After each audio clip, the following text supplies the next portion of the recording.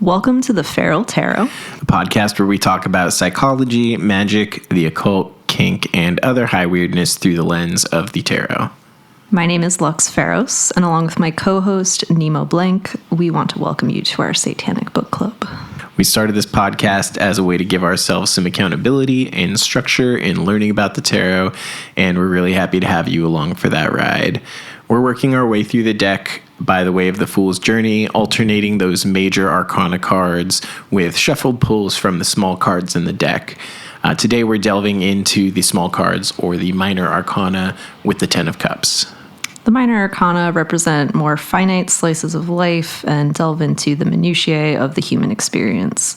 Today we're talking about the Ten of Cups, which, like all tens, is about completion, and in this case in particular, what happens when we actually get what we're dreaming of? What happens at the end of a cycle, and how do we negotiate drive and desire with satisfaction and satiation? Before we get started, as always, we want to acknowledge the Feral Tarot is recorded on stolen Ohlone land, and we offer our thanks and respect to their elders, past and present. As we move through the tarot, we want to hold awareness for the ways this system has been shaped by colonization and imperialism. Now let's get into the Ten of Cups.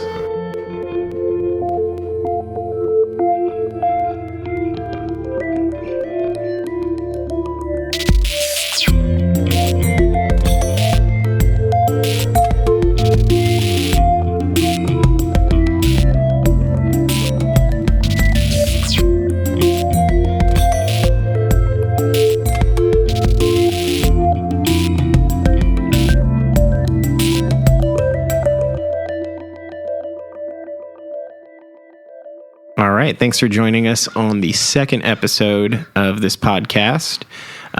Today, we're going to be talking about the Ten of Cups. I guess to start off with, what are the basics of the Ten of Cups? Astrologically, it is Mars in Pisces. I'm really interested to hear how your solar sign interacts with that. Lux is a Pisces. And you're also a Pisces. Pisces rising. Yeah. Totally. There's a lot of Pisces energy on this podcast. Yes, and cups, very watery and emotional and dreamy.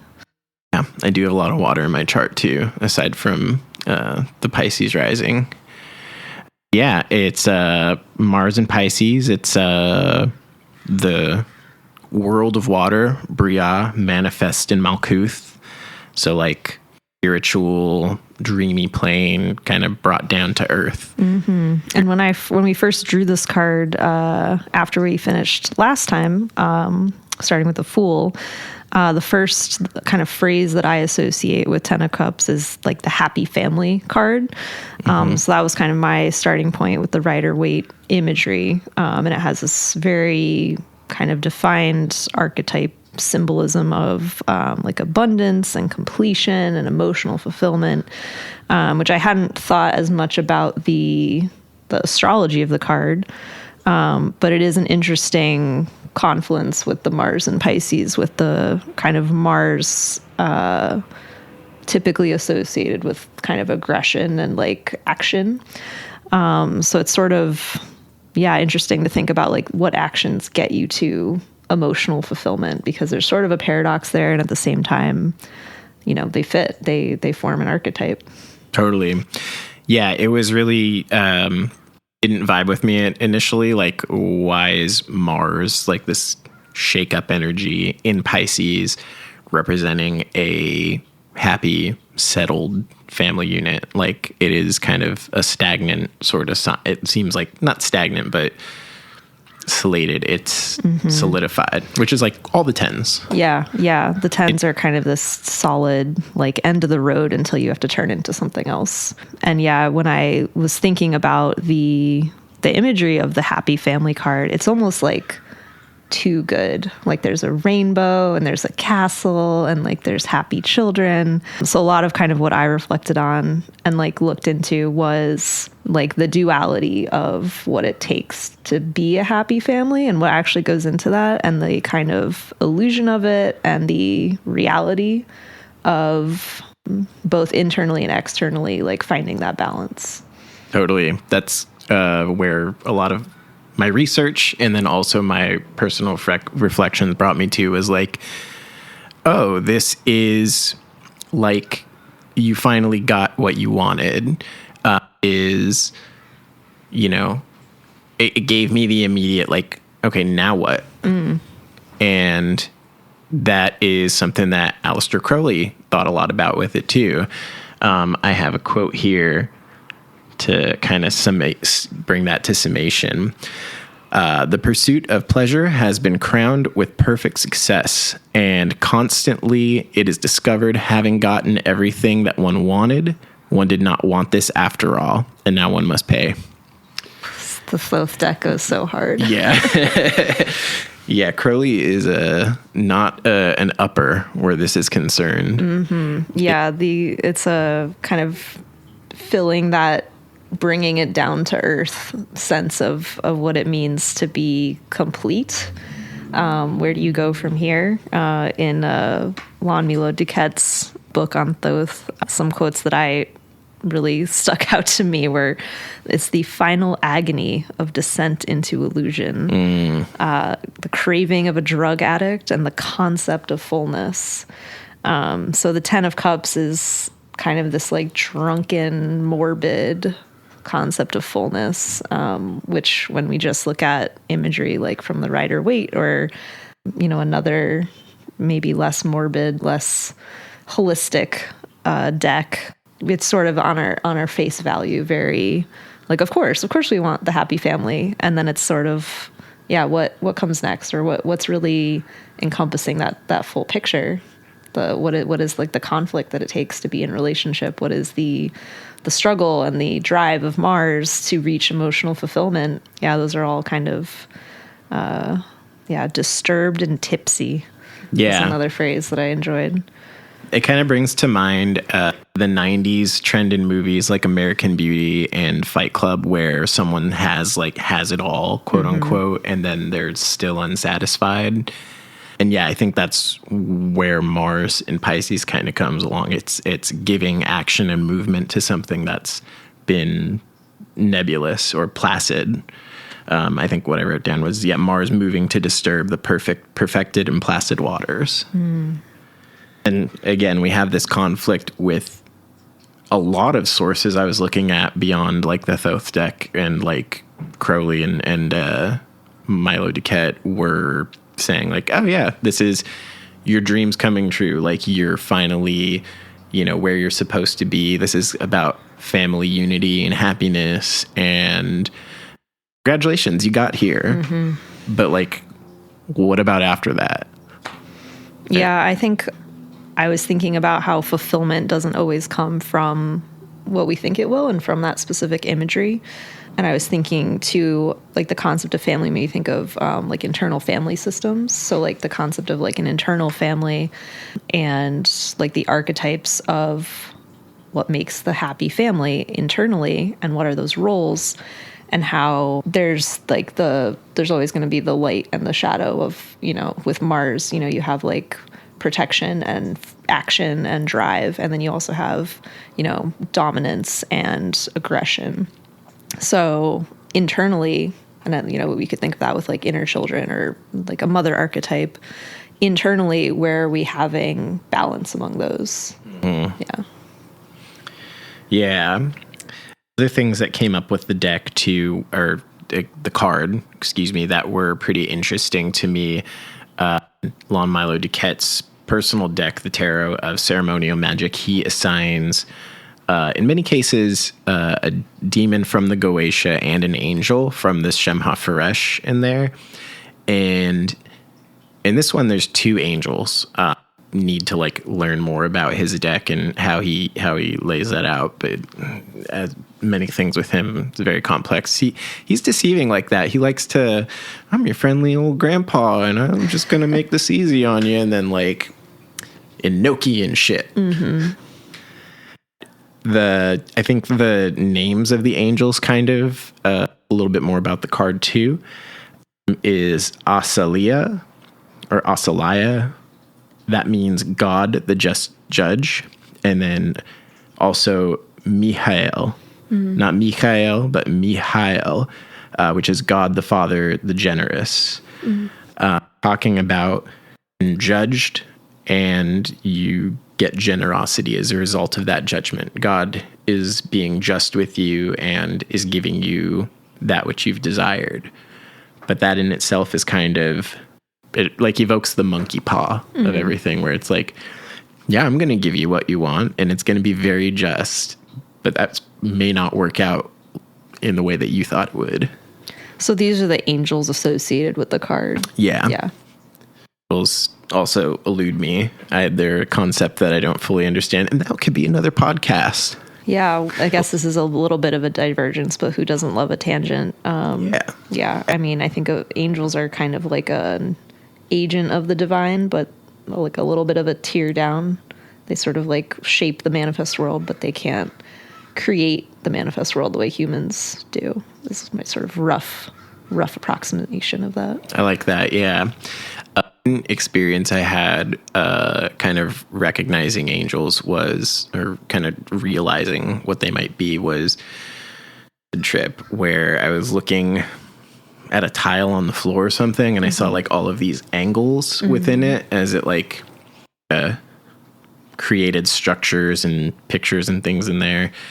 And I thought of angels as literal angles. They're kind of the angles that the architect has used to create the world that we're in. So they're like these little powers and like lines of code. Yeah, I don't think it's like language is not entirely circumstantial. I think there is an interesting parallel between angels and angles and the geometry of the natural manifest worlds. There's some profound overlaps there. Which I try to shy away from when people are like talking about English as as things being hidden in there, because I'm like kind of an etymology nerd. Oh yeah. And I don't think the word angel has anything to do with an angle. No.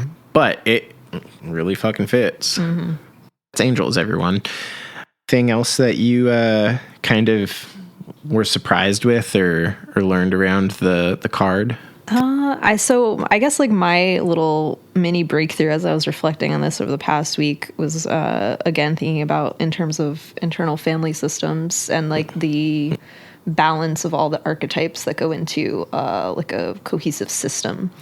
So there's children and then the parents in a family card, and there's a lot of talk about like inner child work, and like the artist's way talks about like your inner artist as a child. It sort of like needs support and guidance and kind of encouragement, and also like a little bit of indulgence and like frivolousness.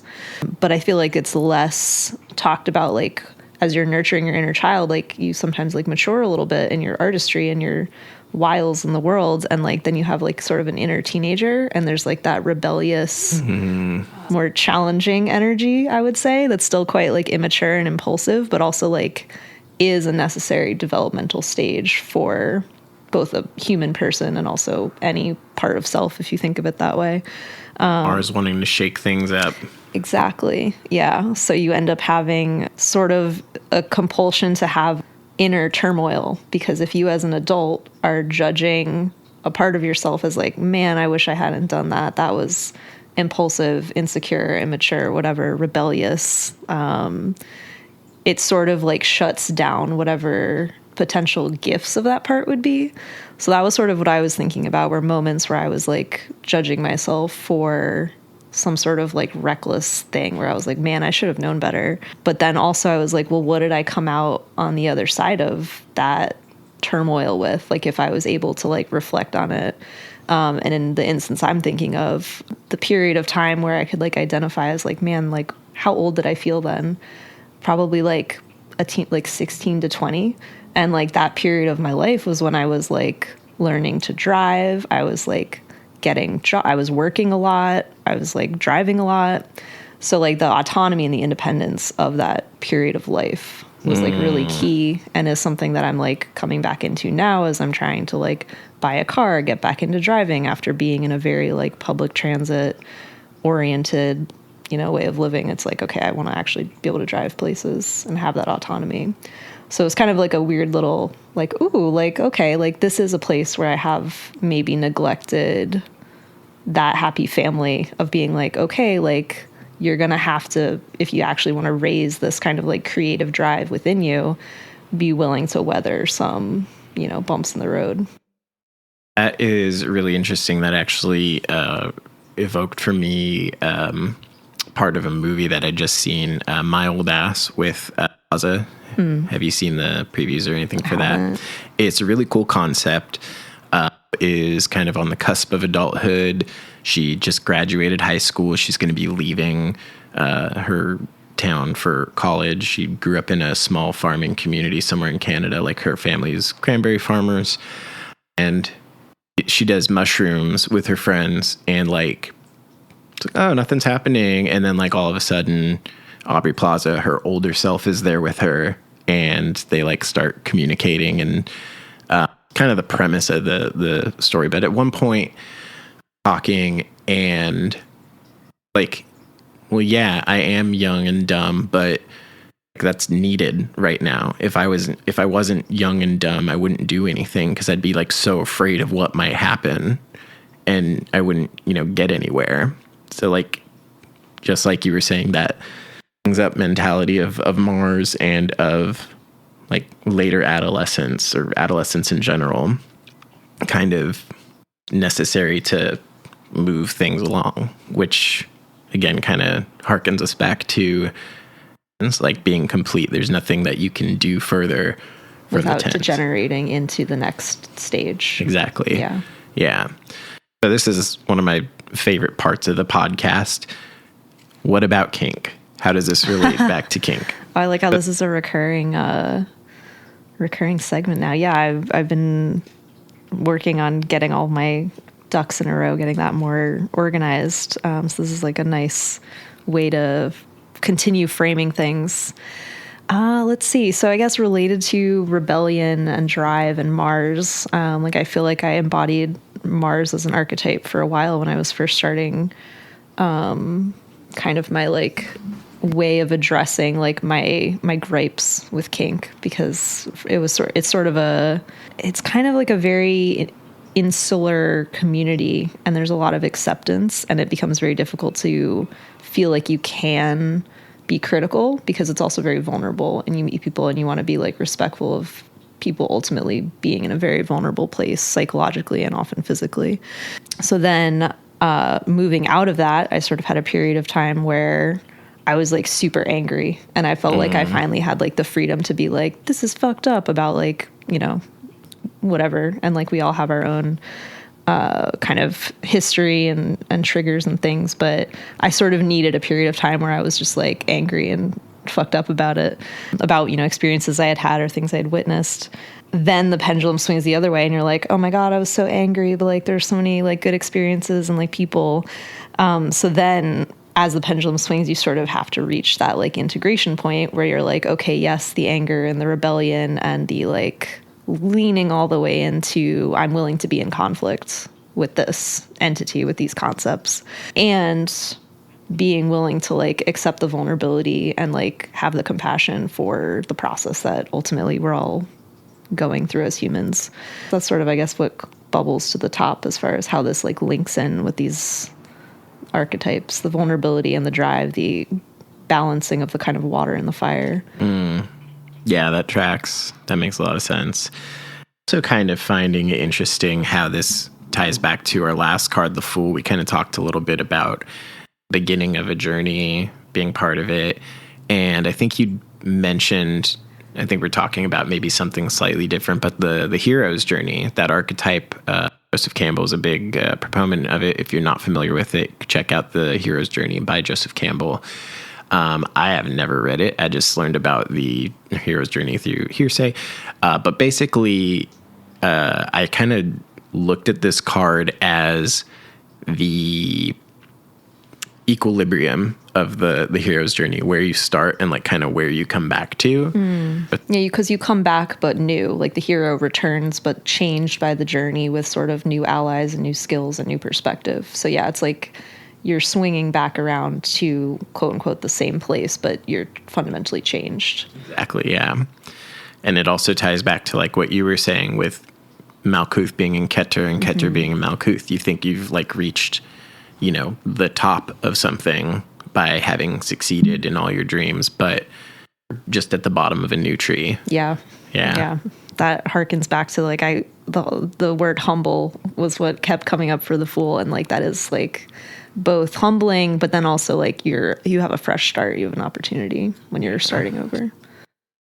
Talk maybe a little bit more about the happy side of this card, because while there is some stagnation in satiety, which I believe is what it's called in the Thoth deck, is in itself, being satiated. You're finally happy. You're finally there, and I think that's kind of where the 10 of water comes into play. Is you have these like dreams that you've actually managed to manifest and bring down to that plane, and we're kind of painting that as a like, yeah, now what? But I mean, that's not a bad place to be at all.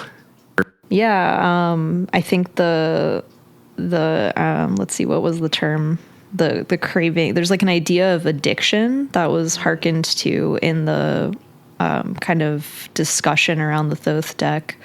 Yeah, and that was a letter that Crowley wrote to Frida Lady Harris about like how he wanted the card to be. Yeah, and the imagery is kind of almost like violent and a little bit over the top. It gets very like kind of red. You're like, I get a lot of Mars in the overflowing of this kind of very like red color palette. Yeah, there's sort of this like a lot of like judgment around like, oh, like addiction and like, oh, you're supposed to be a certain way, but the fulfillment of things is we have goals. Like we have goals as humans to like survive and to have companionship and to be sated, and it's not like a sin to be human in that way, like to want things. So yeah, there's like addiction, but then there's also like you get hungry, you crave food, touch, companionship, community. So those are pretty normal and healthy human desires, and like having those come to fruition and be fruitful, and contained in that, knowing that you have the willingness to like be committed to that through any stickiness, through conflict. That's like nothing to sneeze at. That's a pretty good place to be. Totally. Yeah. I, could often do with a lot less conflict, a lot less struggle. Right now, being in between jobs, I'm like definitely not at the 10 of Cups, and I feel like that's where I was before everything started. And actually, I hadn't really thought too much about it until like this moment. But yeah, I was in a job where everything was actually really great. Well, not everything was really great. There were issues with it, but I was pretty like well set up as far as I was concerned. It got me to a place where I could finally like afford my own place to live and like, get cool stuff every once in a while. This card kind of applies. I think at one point the idea of putrefaction comes up too. When discussing the card, things, I burned out. Like the thing that I wanted was like no longer the thing that I wanted anymore. And that shake up, that Mars interjection with where I was at, led me to, consider what do I really want, and like led me to going back to school and, getting eventually getting fired, which is that was not as cool, but going back to school and like finally kind of having a new path, a new start was really helpful. So I'm wondering if there's a way for us to like this card. How does one like get to a place of where they want to be and not close that path so that, we don't get stuck in stagnation and end up putrefying? Yeah, that's a really good question. Because hearing you talk about your recent job transition and the kind of the state you're in now, like I'm hearkening back to my dream job. Like I thought I had it all. It was, yeah, I mean, I thought it was going to be my dream job, and like thinking back now, it's like now it turned into a nightmare job. What was that one? So I was managing a wildlife hospital that there was, it was a very strange culture because I was, hired, and you think, oh, wow, this is a job that I'm going to use my degree. I'm going to be, helping people. I'm going to be like designing systems to help everything run smoothly. And my partner dubs it as that place is run by MAGA hat wearing housewives because we had a very, very assertive volunteer cohort that had been around longer than most of the staff because, go figure, staff are trying to survive and make money and not burn out doing what is often very emotionally taxing emotional labor for people who are bringing in injured wildlife, dealing with wildlife who would often just immediately need to be euthanized or need elaborate, like, wow, we're going to save this vulture by putting pins in its wings and spend 3 hours doing that in our surgery trailer. And then the bird never comes out of anesthesia, and you kind of did it all for nothing. So all the staff were pretty burnt out and underappreciated, underpaid. But the volunteers, man, like they had nothing else better to do but feed baby bird. And the place, felt like a prison, and there were like no windows. It was badly just designed. Sitting here feeding little baby birds, and they're like, "This is amazing. Why are you guys complaining so much?" But like when I interviewed, I was like, "Wow, like this is going to be like this is perfect. Like it's working with people, it's working with animals, like it's great." And yeah, I burned out really fast because the interpersonal dynamics were really strange, and I was younger than a lot of the volunteer group, who are again like different demographic, and you can try your best to be a fair and good coworker. Like boomers. Yeah, exactly. So yeah, it was really strange, and I really like held out for a long time, but it was really within like the first couple months where I was like, something is not right, but you can't leave because that's your job, that's your livelihood, and you thought it was going to be your dream. And yeah, but like finally, when I left, I just left. I was like, no, I'm done. Like you hit a wall. You absolutely hit a wall. And like with me, I left. With you, you're fired. But you think everything is like hunky dory, and then life decides for you, or you decide internally, like this is fucking it. Like something has to shift. And for me, like that period of my life overlapped with a lot of things. I was like living in a very small apartment with my partner at the time, and COVID happened. He was teaching from home. I like couldn't stand being in close quarters constantly with someone using teacher voice. I was like, we had a 1-bedroom apartment. I was at one point sleeping in our tiny yard in a tent just so I could have like my own space. But ultimately that was when I was like, I want to do something that's like important to me and like have my own time. So I started writing. I started like exploring kind of the psychology of like what I had wanted to talk about with like kink and trauma. So that opened up that whole path of like possibility of like, I can do something that is important to me and like have my own terms around my life, basically. And that was sort of, I think like one of the pendulum swings of that, the chaos of like all the emotions and the drive of like, okay, I'm going to finally, get fulfillment from something internal and not from like, oh, it's the dream job. Like I'm stable because of this outside force that has decided I get to live under, the end stage of capitalism. It's like the illusion of the castle and the rainbows and like the happy feeling. It's like you need something internal to ground it in.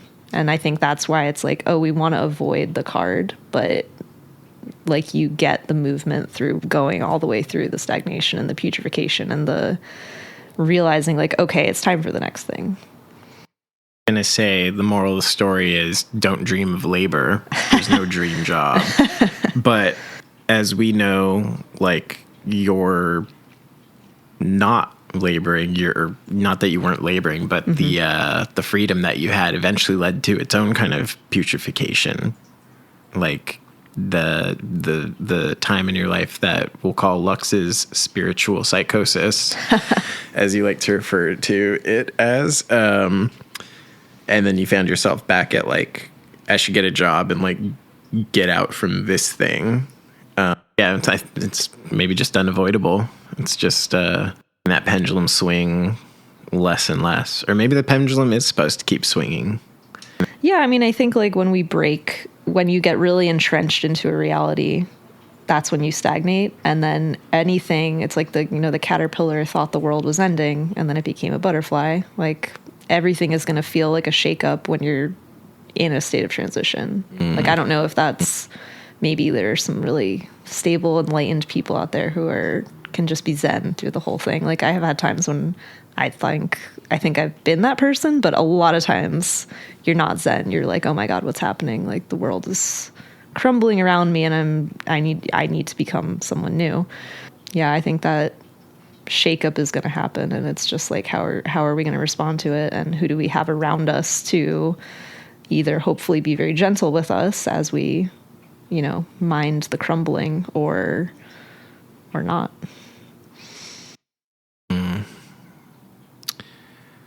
Kind of been touching on it and talking about it through this whole thing, but let's get into like specifically Mars and Pisces. What does that kind of bring up for you? Initially for me, I was thinking like mistaken. I think Pisces is one of the signs that Mars isn't like strong in quote unquote. Detriment, yeah. It might be in detriment there. So I was like, does this just mean something is null? Or, this is a weird placement. I think for me, it brought up like, I think of Pisces as like a cloud. I kind of placed each of the signs in different stages of the matter that went with them. So like for water, I have the cardinal water, which is Cancer, which is water moving along sort of, a river or something. And then you have Scorpio, the fixed sign, kind of being like a stagnant pool. And then the mutable version, Pisces, is kind of like a cloud. It's water, but it's also like nebulous. So kind of seems like to me water or the Mars in Pisces is kind of like force, the little nudge that starts to make the water vapor condense and rain. Like a tipping point. Yeah. And I also think about like another thing came up for me was when we think about Pisces, we also kind of think about in between spaces like hospitals or jails or, any kind of in between space that you can think of. And it's kind of like throwing a crazy person into one of those things. Like, imagine just like you have a hospital and then all of a sudden this like warrior shows up in there, like some like schizophrenic who thinks he's a Roman warrior and is just like, yeah, I gotta fuck things up. I don't know. Does any of that resonate with you? What it was your initial like Mars and Pisces kind of thought? Yeah, I'm thinking about so many things happened listening because I was like, oh yeah, liminal spaces for Pisces, and then also the martial energy of like a Roman warrior, and then I think my brain is still thinking about like different realities, and maybe the idea of like a Mars on a Pisces, or like the energy of Mars and the energy of Pisces being kind of two different lenses for reality. So how it's always going to feel jarring. Like I think what primarily came to mind was I think the experiment where they took people who had no like mental health issues, were not psychotic or anything, and put them into a mental institution as like an experiment to see like what did they get diagnosed. Like they just went in and they were like, I'm checking myself in, like, and they did the intake or whatever to see like what would happen, and they still got diagnosed with things, and I don't remember the full extent of it, if it changed them, but the idea of like context being important for how our perception of both our own reality and how people perceive us. Like if you're in a mental institution, people are going to assume you belong there. If you're in a prison, people will assume you belong there. So I guess, yeah, liminal spaces are interesting as far as like both perspective of our own reality and then how we are fit into that reality. I don't know if that's anything. Oh, yeah, that made me think of the Stanford prison experiment when you were talking about that too, which it turns out has been debunked since then. There's a grain of salt there that's worth something. And I think the experiment that you're talking about is probably a little bit more ethical and scientific, and wasn't a bunch of bros who were like, I'm going to make this experiment the way that I want it to go, which is what happened with the Stanford Present experiment.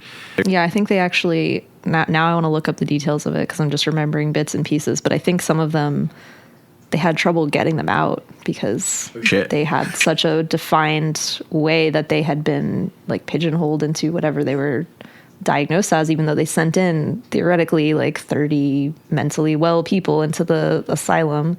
I don't know when this was done.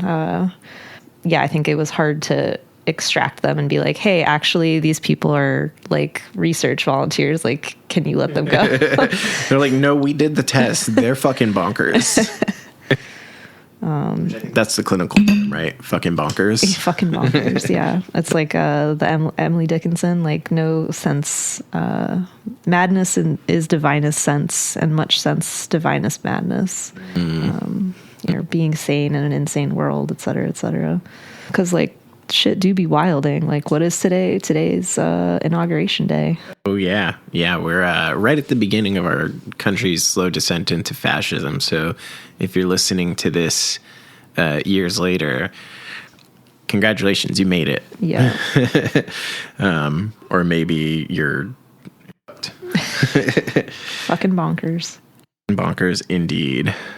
So let's talk about some of the imagery on some of the cards that we drew our research from. I guess we'll start off with the Rider-Waite, the better known of the decks, and it looks like a lot of the other, or a few of the other decks kind of copy this model, but what we have is a family. We have 2 kids playing. Looks like a boy and a girl.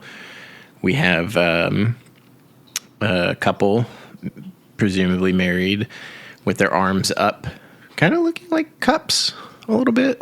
If one wanted to make that parallel. And they're looking out at what is probably their land, kind of like, look at what we built. Look at what we've accomplished. It's finally here. And the 10 cups are arranged along a rainbow, I think, in both of our iterations of the Rider-Waite. There's a lot of rainbow in a few of these decks, too. Also looking at the Robin Wood deck, where it's very similar, except they're like holding the kids, and they're on a background of like clouds. The rainbow is kind of spilling out from one cup, arching over to the cup on the other side, so they're kind of in a circle of rainbow and cups. And the Wild Unknown Tarot, well, this deck uses like splashes of color as opposed to a lot of color.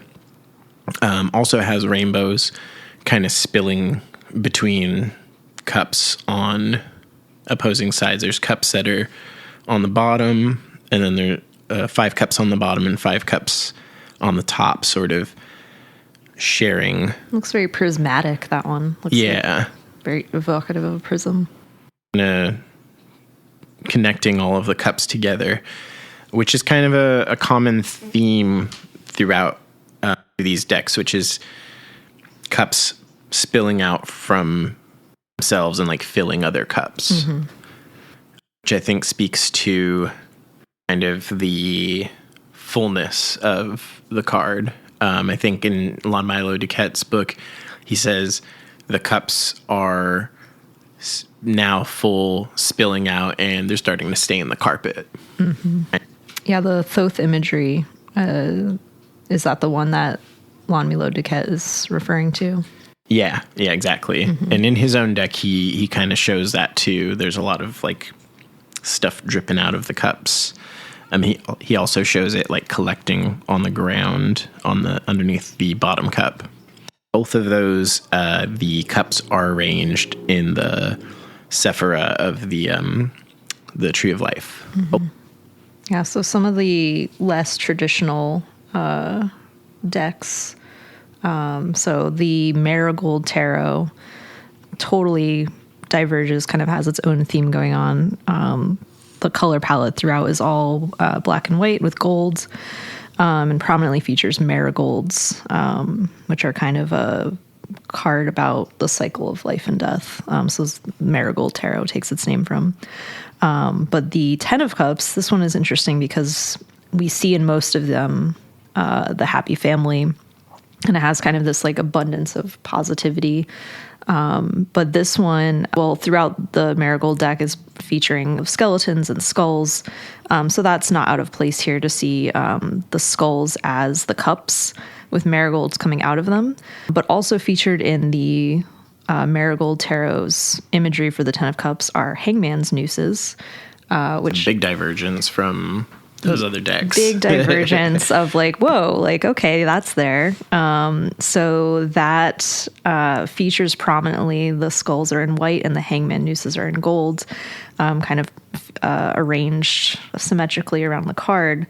So again, and the guidebook for the marigolds harkens again to completion, to family, the cycles of life, but that hangman's noose is pretty ominous, and I think speaks to some of the more like shadow aspects that we've discussed about what happens when you're preoccupied with the perfect life or goal-oriented versus process-oriented, the conflict that can happen when you're striving for perfection or striving for what you think of as the perfect life, broken familial and relationship bonds, discord. So yeah, that was a really interesting symbol to see in this one that was pretty absent. I guess like we can theorize about the meanings, but to see the symbolism there, was pretty striking. Kind of brings to mind like the despair of that. Now what? Like you're literally at the end of your rope. Oof. When you're like, okay, I've gotten everything that I want. I'm still not fulfilled. Like it kind of brings about that like, well, I guess fuck it then. This is that's it. There's no more beyond this. I'm fucked. I'm done. That way, first of all, call someone, but like that is not the end of your rope. That's kind of what we're getting around to with this card, is it's just the beginning of something else. Yeah. But yeah, I can definitely identify with that feeling like, well, I got here. It's not good now. Like, guess that's it for me then. Yeah. The feeling of being at the end of your rope is, yeah, it's a pretty devastating feeling. And then I think like when that, the idea of that even happening kind of occurs, it's like, okay, well, there can be a death of an old self and the birth of something new, of a new chapter, of a new version of yourself. So yeah, again, you know, the caterpillar thought the world was ending. Like there will be butterfly. Sometimes just like remembering that as like the cycle of life can be a balm. You know, the end of the rope doesn't have to be the end of everything. Absolutely. Well, a lot of my deck, that was curly, everyone. A lot of my decks are that either, yeah, like I said, an idea of cups spilling into each other, or that vision of a happy family. You have another deck with you, though, the Rust Belt deck, which... We did talk a little bit about that with the bear last time, but maybe refresh us a little bit on like what the Rust Belt deck is all about and how that works for this card. Yeah, the Rust Belt arcana is focused around the natural history of the Midwest, of an area of the U.S. called the Rust Belt. It's a very post-industrial decline area of the Mid-Atlantic. When there's a lot of industrial disturbance and industrial kind of decay and collapse from the area of like factories and the Industrial Revolution. So it's an area with a lot of confluence of human impact, and then the kind of rewilding of spaces that are, really no longer, that are kind of defunct. So the Ten of Cups, or in this deck, the cups are all symbolized by different flowers. Wands are various trees. Swords are birds. I'm blanking.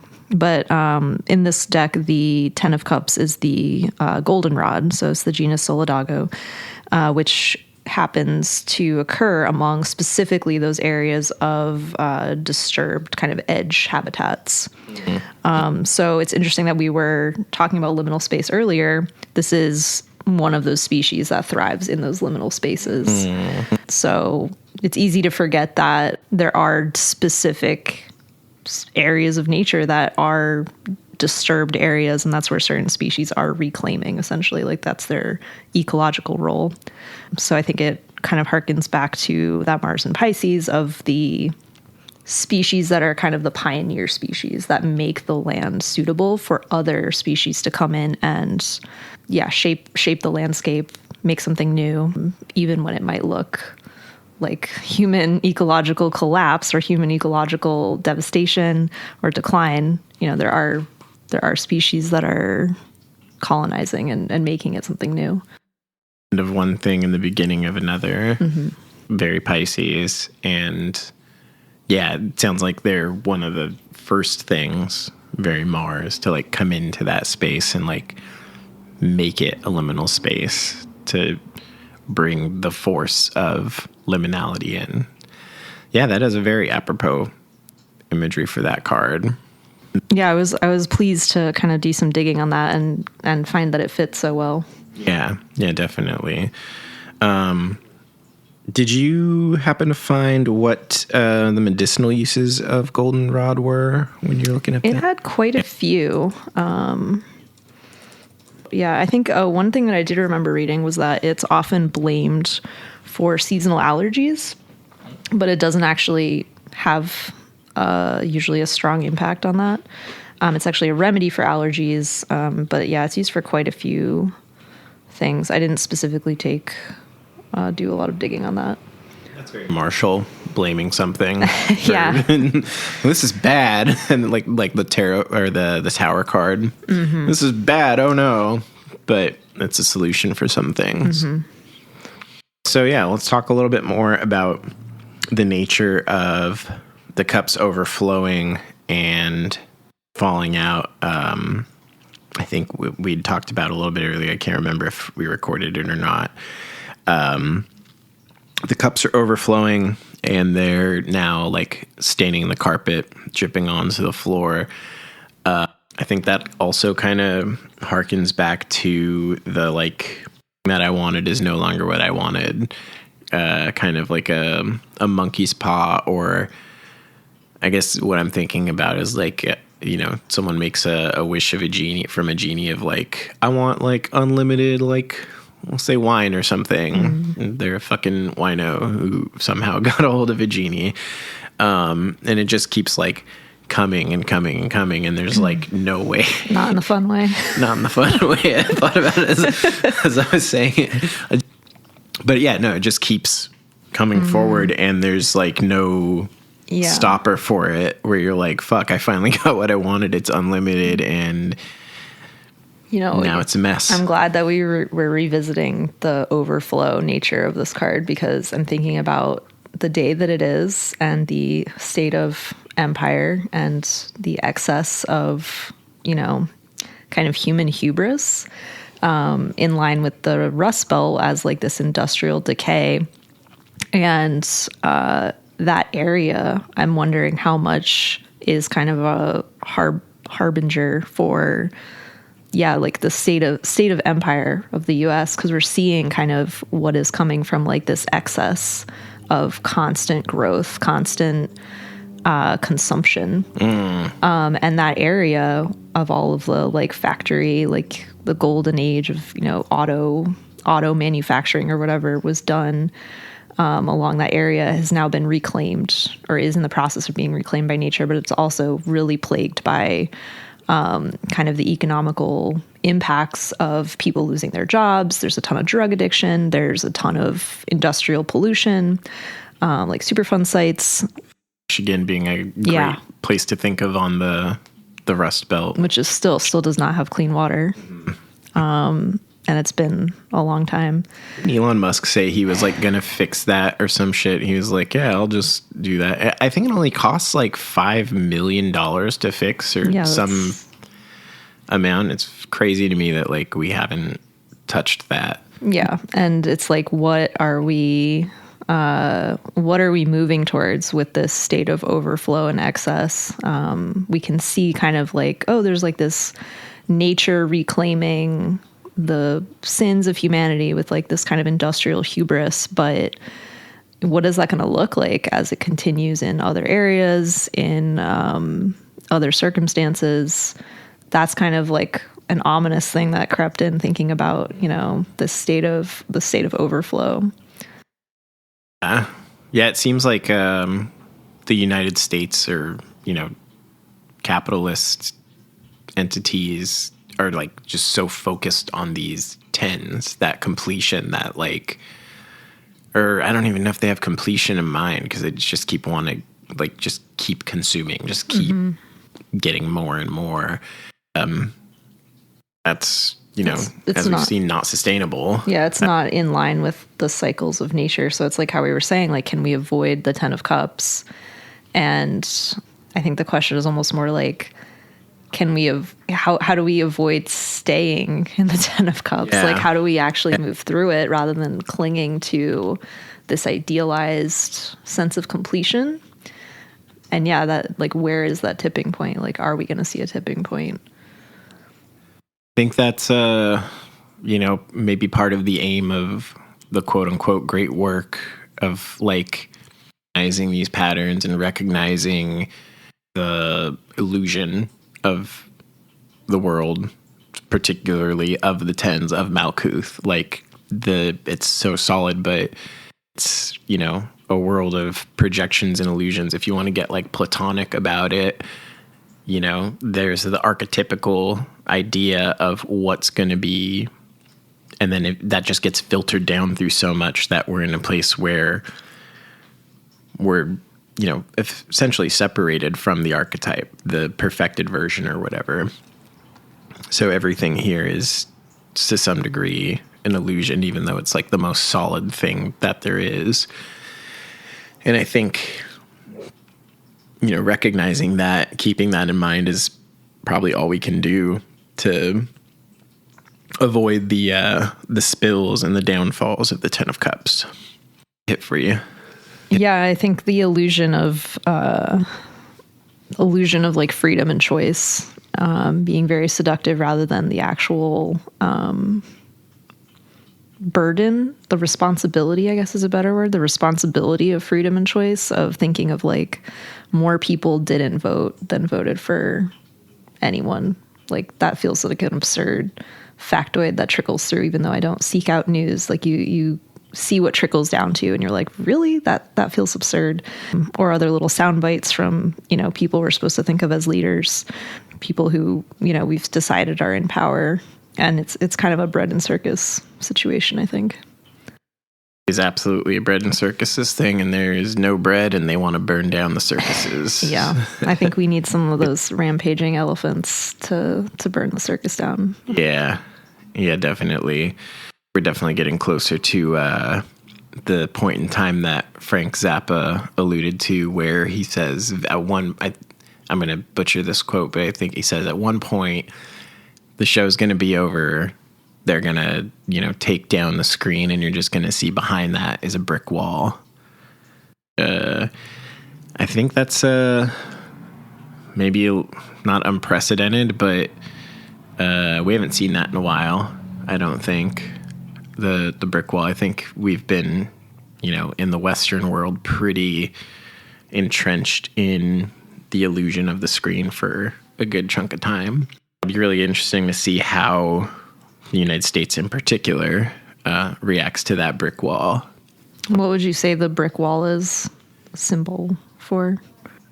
Immediately comes to mind is that, you know, no one is actually in charge. No one has any control over anything. Or, you know, it's a hard, cold reality of like, your leaders don't give a fuck about you. They like this system, this structure that you've invested in, that, you think makes your life comfortable, gives you your life, is not really there for you, which, I mean, for a lot of us is pretty well established at this point. Anyone who's been a part of like counterculture or anything, but I think, there's still a lot of people out there who have faith in the system or in America as a concept or the American dream, which, talking about dreams, talking about manifested dreams, the American dream fits really nicely into that card too. The illusion of stability and striving and getting there, and then what's waiting for you, like when you've bought into a system that can't feed you. This like goes back to that idea of like addiction. Like hunger is a healthy impulse, but like addiction is something else. It's like the hungry ghosts. Yeah, definitely. Yeah, so it's going to be an interesting next chapter for us all. And speaking of next chapters, our next episode is going to be The Magician, which God knows we need more magicians these days. We do. So I'm really excited to talk about that one. Lux, anything you want to add for, the end of the 10 of Cups here? I mean, I feel like we ended on more of the shadow aspects and the gloomy outlook, but I think remembering that this like descent and spilling over does ultimately lead to that next chapter. The 10 of Cups descends into the Ace of Swords, I believe. That would be the next step, right? So that's like new ideas. It's a fresh start. That's like the seed of like innovation. Age of Aquarius. Aquarius is not a water sign. It's movement of ideas and energy. So feels like a hopeful note, even though it feels like a lot of sludge to get through. The Magician's holding that sword. It's all about manifestation and being willing to go. We're going forward into the Magician, and then we can harken back to the Fool of can you believe in something enough to will it into existence, into material reality, even if that's just your own reality. So on that note, I am very excited for the Magician. Me too. Right on. Thanks for bringing that back around to a positive note for us to end on. Thanks for joining us for the 10 of Cups. Join us again for exploring the Magus, the Magician, next time as we continue through the major arcana. If you're interested in more information about some of the topics we touched on today, we're providing some links in the description about IFS, internal family systems, the artist's way, and the Rosenhan psychiatric experiment called Being Sane in Insane Places. Until next time, stay feral, friends.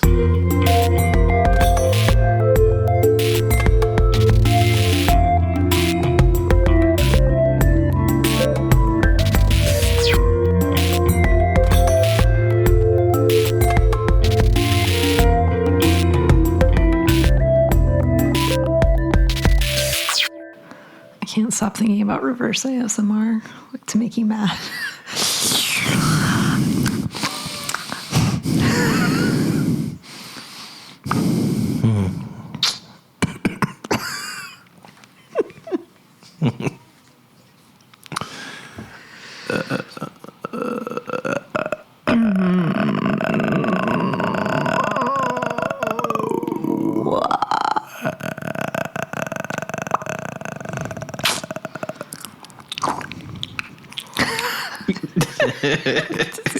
Humans are disgusting.